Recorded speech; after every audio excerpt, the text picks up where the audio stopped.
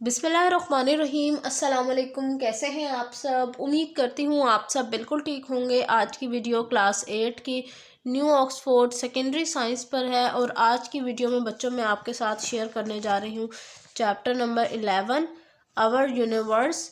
तो आज की वीडियो में बेसिकली इस चैप्टर का जो टॉपिक हमने डिस्कस करना है वो स्टार्स का टॉपिक है, यानी पेज नंबर 152 को हमने डिस्कस करना है।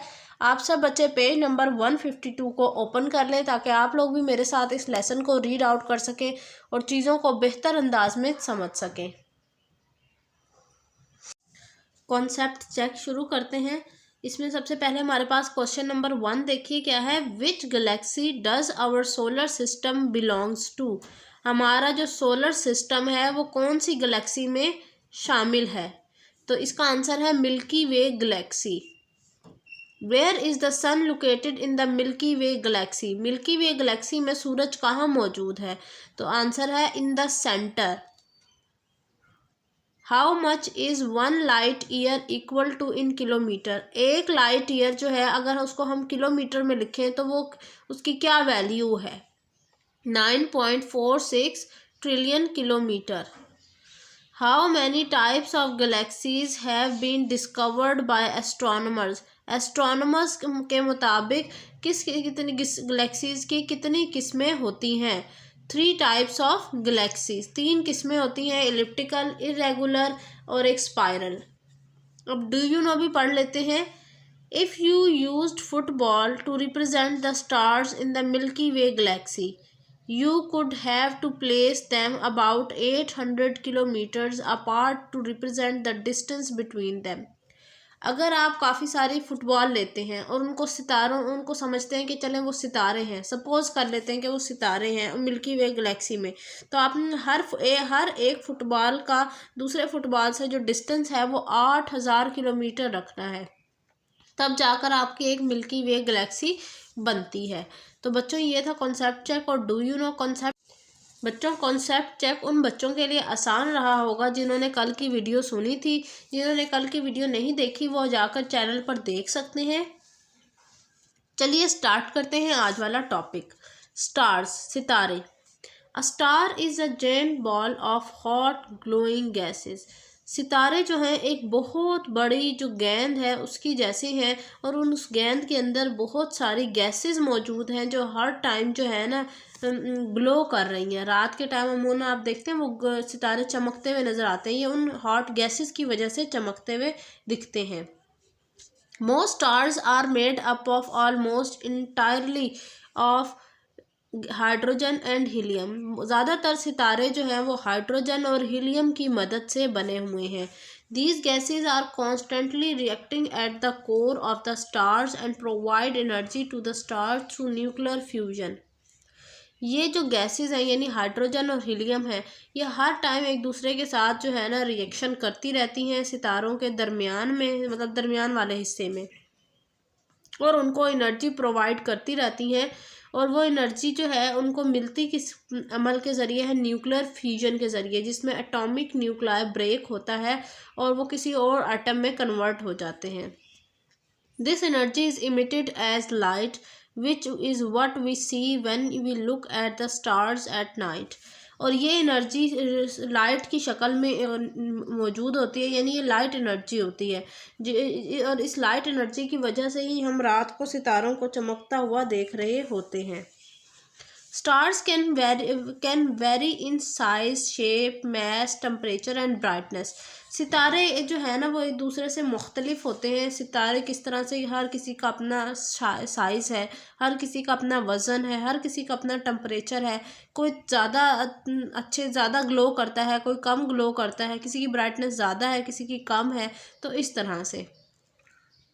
न्यूट्रॉन स्टार, अगला टॉपिक हमारा है न्यूट्रॉन स्टार का।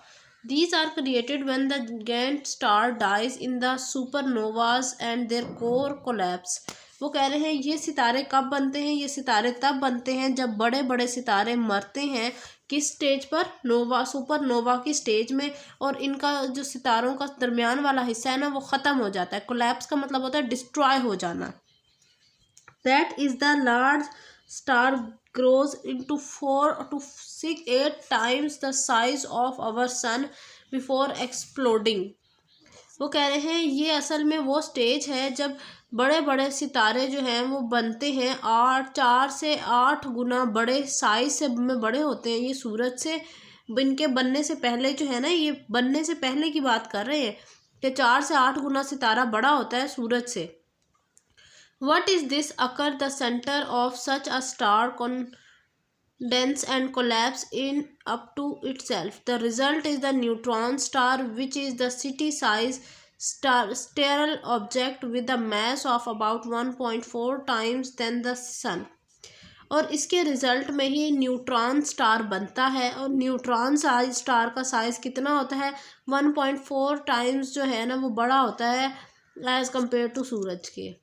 ठीक है बच्चों, ये हो गया हमारा एक टॉपिक न्यूट्रॉन स्टार का। अब रेड जायंट को हम पढ़ लेते हैं। These are dying stars in the final stage of sterile evolution. ये वाले इस स्टेज मतलब इस स्टेज को ये बता दिखा रहे हैं, स्टेरल नर्सरी, ये देखिए लिखा हुआ भी है।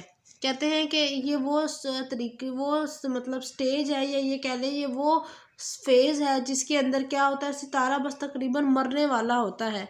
यानी ये देखिए रेड जायंट बाद में बनता है, ये देखिए तस्वीर में।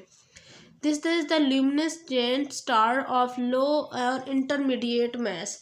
ये अच्छा, इस टाइम पर क्या होता है कि सबसे पहले जो है स्टेरल नर्सरी वाले स्टेज में से लेकर फिर वो दूसरे स्टेज में एंटर होता है लो मैस स्टार में। इसमें क्या होता है कि उसमें से रोशनी तो निकलती है, ल्यूमिनस का मतलब रोशनी तो पास होती है, लेकिन क्या होता है वो अब पहले इतना बड़ा सितारा था, अब वो बहुत ही माइन्यूट सा उसका साइज़ रह गया, बहुत छोटा सा उसका मैस रह गया, वज़न रह गया।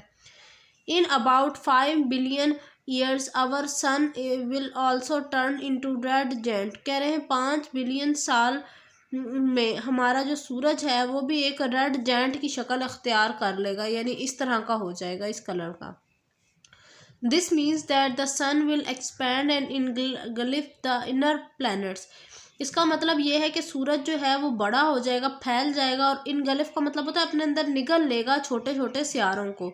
The mass of red giant can be any way in the range of about 0.3 to 8 solar message. इसका जो रेड जायंट का जो वज़न है वो 0.3 से लेकर 8 सोलर मैसेज के जितना है। अब बच्चों पेपर में देखिए मैसेज पूछे जाते हैं, MCQs पॉइंट ऑफ व्यू से बता रही हूँ मैं। White draft. A white dwarf are stars that have burned up all the hydrogen and they once used as nuclear fuel। White draft वो सितारा है, ये वो स्टेज है सितारे की जिसमें उसमें से सारी हाइड्रोजन जो है ना वो ख़त्म हो चुकी होती है। और ये ख़त्म किस तरह होती है, क्योंकि न्यूक्लियर फ्यूल के तौर पर हाइड्रोजन यूज़ हो चुकी होती है already. A whole tablespoon of their matter could weigh as much on Earth as an elephant, which has a mass of about 5.5 ton। अब जो ये जो है ना वाइट ड्राफ्ट, इसका वज़न कितना है, इसका वज़न है 1.5 tons. These stars have a same mass as our sun। इन सितारों का वज़न बिल्कुल एग्जैक्ट हमारे सूरज जितना है, but their volume is about the same as the earth. लेकिन जो इनका वॉल्यूम है, यानी जितनी स्पेस इन्होंने ऑक्यूपाई की हुई है वो उतनी स्पेस ऑक्यूपाई की हुई है जितनी एक हमारे ज़मीन ने ऑक्यूपाई की हुई है सोलर सिस्टम के अंदर। तो ये थी बच्चों मेरी आज की वीडियो। इंशाल्लाह मिलूंगी अब नेक्स्ट वीडियो में, जिसमें हम सन के मुतालिक पढ़ेंगे कि सन कैसे बॉर्न हुआ, क्या क्या चीज़ें मतलब हुई थी जिसके रिज़ल्ट में सन बना। मिलती हूँ नेक्स्ट वीडियो में। अपना बहुत सारा ख्याल रखिएगा, चैनल को सब्सक्राइब कर दीजिएगा। अल्लाह हाफिज़।